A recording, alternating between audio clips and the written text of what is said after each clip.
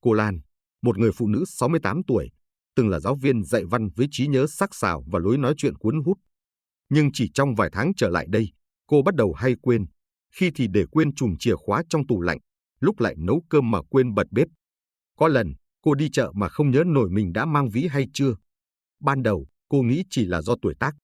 Nhưng càng ngày, những lần quên ấy càng xảy ra thường xuyên, khiến cô bắt đầu lo sợ, liệu có phải mình đang bước vào giai đoạn sa sút trí tuệ. Câu chuyện của cô Lan không hiếm gặp. Trí nhớ là một trong những yếu tố bị ảnh hưởng đầu tiên khi tuổi tác tăng lên. Nhưng điều đáng lo ngại là nhiều người vẫn xem nhẹ và bỏ qua các dấu hiệu ban đầu. Trong khi đó, có một yếu tố đơn giản nhưng lại đóng vai trò then chốt trong việc duy trì trí nhớ minh mẫn, đó là vitamin B12. Vậy vitamin B12 có mối liên hệ như thế nào với trí nhớ và chức năng não bộ? Làm sao để nhận biết cơ thể đang thiếu hụt dưỡng chất này? Và đâu là những cách tự nhiên giúp bổ sung B12 hiệu quả, đặc biệt dành cho người cao tuổi? Hãy cùng khám phá trong phần tiếp theo của video. Thứ nhất, vitamin B12 là gì? Vì sao lại liên quan đến trí nhớ? Vitamin B12, còn gọi là cobalamin, là một trong những vitamin nhóm B thiết yếu, tan trong nước và có vai trò đặc biệt quan trọng đối với sức khỏe thần kinh và chức năng nhận thức. Cơ thể không thể tự sản xuất được vitamin B12 mà phải hấp thu qua thực phẩm hoặc các sản phẩm bổ sung. Trong hệ thần kinh trung ương, B12 tham gia vào quá trình tổng hợp myelin, lớp vỏ bọc bảo vệ các sợi thần kinh, giúp dẫn truyền tín hiệu một cách chính xác và nhanh chóng. Khi lượng vitamin B12 trong cơ thể không đủ, việc sản xuất myelin bị gián đoạn, làm suy giảm khả năng truyền tín hiệu thần kinh. Hệ quả là người thiếu B12 có thể bắt đầu xuất hiện các triệu chứng về trí nhớ như đãng trí, giảm tập trung, thậm chí lú lẫn và mất định hướng. Không chỉ vậy, B12 còn hỗ trợ quá trình sản xuất serotonin và dopamine, hai chất dẫn truyền thần kinh quan trọng giúp điều hòa cảm xúc và sự tỉnh táo tinh thần. Vì thế, mối liên hệ giữa vitamin B12 và trí nhớ là mối liên hệ chặt chẽ mang tính nền tảng trong việc duy trì sức khỏe não bộ, đặc biệt ở người cao tuổi. Thứ hai, dấu hiệu cho thấy cơ thể bạn có thể đang thiếu B12. Thiếu hụt vitamin B12 không gây ra những biểu hiện rầm rộ ngay từ đầu, mà thường khởi phát âm thầm với các dấu hiệu dễ bị nhầm lẫn với quá trình lão hóa thông thường. Một trong những biểu hiện rõ ràng nhất là suy giảm trí nhớ ngắn hạn. Người bệnh có thể quên mất việc mình vừa định làm, không nhớ đã cất đồ vật ở đâu, hoặc lặp lại câu chuyện nhiều lần mà không hay biết. Song song đó là hiện tượng tê bì tay chân, cảm giác châm chích như kim đâm xuất phát từ việc tổn thương các dây thần kinh ngoại biên. Một số người còn cảm thấy mệt mỏi kéo dài, mất năng lượng dù nghỉ ngơi đầy đủ, do khả năng vận chuyển oxy trong máu bị ảnh hưởng khi B12 giảm. Về mặt cảm xúc, tình trạng thiếu hụt vitamin này có thể gây nên trạng thái lo âu, cáu gắt hoặc trầm cảm nhẹ, đặc biệt ở người cao tuổi sống một mình.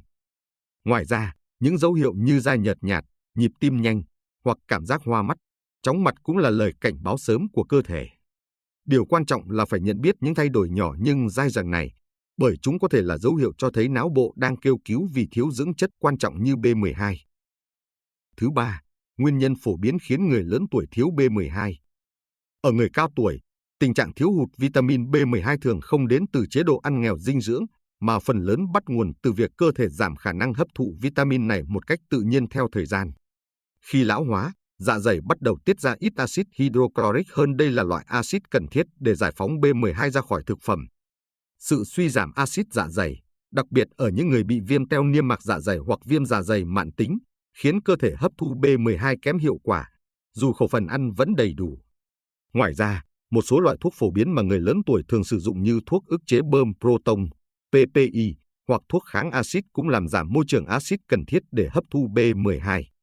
Một nguyên nhân khác là việc tuân thủ chế độ ăn chay nghiêm ngặt trong thời gian dài, vì B12 gần như chỉ có mặt trong các thực phẩm có nguồn gốc động vật như thịt, cá, trứng, sữa. Ở một số trường hợp, nguyên nhân còn đến từ các bệnh lý đường ruột như bệnh Crohn, celiac hoặc sau phẫu thuật cắt đoạn dạ dày ruột, làm gián đoạn vùng hấp thu B12. Chính vì vậy, việc đánh giá nguyên nhân thiếu hụt B12 ở người cao tuổi cần được thực hiện toàn diện, bao gồm cả yếu tố dinh dưỡng, bệnh lý nền và thói quen dùng thuốc để có hướng xử lý phù hợp và hiệu quả. Thứ 4, giải pháp tự nhiên giúp cải thiện trí nhớ nhờ B12. Để hỗ trợ trí nhớ và giảm nguy cơ sa sút tinh thần ở người cao tuổi, việc bổ sung vitamin B12 một cách tự nhiên và hợp lý là bước đi cần thiết. Trước hết, cần ưu tiên tăng cường các thực phẩm giàu B12 trong chế độ ăn hàng ngày.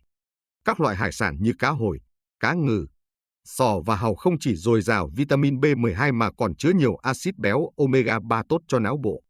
Bên cạnh đó, thịt đỏ, gan động vật, trứng và các sản phẩm từ sữa như sữa tươi, sữa chua, phô mai đều là nguồn cung cấp B12 dễ hấp thu và phù hợp với khẩu phần của người cao tuổi. Với những người ăn chay, ngũ cốc dinh dưỡng có bổ sung B12 hoặc sản phẩm từ đậu nành có tăng cường vi chất có thể là lựa chọn thay thế. Ngoài yếu tố dinh dưỡng, lối sống đóng vai trò không kém phần quan trọng. Người lớn tuổi nên duy trì hoạt động thể chất nhẹ nhàng như đi bộ, yoga hoặc dưỡng sinh để tăng cường lưu thông máu não. Đồng thời, việc rèn luyện trí óc thông qua đọc sách, ghi nhật ký, chơi cờ hoặc học một kỹ năng mới cũng góp phần kích thích các vùng ghi nhớ của não. Ngoài ra, việc đảm bảo giấc ngủ sâu, tránh thức khuya kéo dài và duy trì tương tác xã hội thường xuyên sẽ giúp não bộ luôn ở trạng thái linh hoạt và minh mẫn. Trong trường hợp cơ thể không hấp thu tốt B12 qua thực phẩm hoặc có biểu hiện thiếu hụt rõ rệt, việc sử dụng viên uống bổ sung là một giải pháp cần thiết. Các sản phẩm bổ sung vitamin B12 hiện có dưới dạng viên nén, viên ngậm dưới lưỡi hoặc dạng tiêm và cần được sử dụng dưới sự tư vấn và giám sát của bác sĩ chuyên khoa. Khi được kết hợp đúng cách giữa dinh dưỡng và lối sống, vitamin B12 không chỉ giúp duy trì trí nhớ tốt mà còn đóng vai trò bảo vệ toàn diện sức khỏe não bộ ở người cao tuổi. Kết luận: trí nhớ suy giảm không phải là điều tất yếu của tuổi già và hoàn toàn có thể cải thiện nếu chúng ta kịp thời nhận diện nguyên nhân và có giải pháp phù hợp. Vitamin B12 chính là một trong những yếu tố then chốt giúp người cao tuổi duy trì tinh thần minh mẫn và cuộc sống chất lượng hơn mỗi ngày. Cảm ơn quý vị đã theo dõi video hôm nay của kênh Sức khỏe An Khang. Kính chúc quý vị luôn mạnh khỏe, an vui và tràn đầy năng lượng tích cực. Đừng quên đăng ký kênh để tiếp tục đồng hành cùng chúng tôi trong những chủ đề sức khỏe hữu ích sắp tới. Hẹn gặp lại quý vị trong video tiếp theo.